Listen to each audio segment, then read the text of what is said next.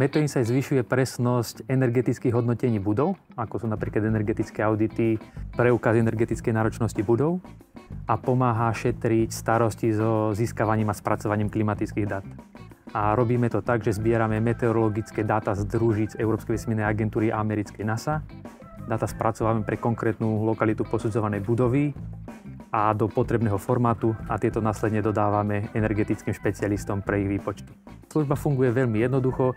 Užívateľ zadá adresu posudzovaného objektu, špecifikuje si parametre klimatických dát, ako napríklad za aké obdobie dáta chce, aký formát spracovania chce, do akého softvéru tie dáta bude dávať a následne iba zadá fakturačne údaje a objedná si dáta. A dáta dostane na e-mail do pár minút. Bežne sa pre tieto výpočty používajú dáta z meteorologických staníc, ale tam je problém, že meteorologické stanice bývajú i desiatky kilometrov vzdialené, čiže to predstavuje nepresnosť, ktorá sa vnáša do toho výpočtu a zároveň tieto dáta tým, že bývajú niekedy aj zdarma dostupné, tak tí energetickí špecialisti si ich musia sami spracovávať. A ten rozdiel voči nášmu riešeniu je ten, že my spracovávame dáta z družicových meraní a družice merajú i lokality medzi meteorologickými stanicami, čiže sme schopní tomu zákazníkovi dať presnejšie meranie pre tú konkrétnu budovu.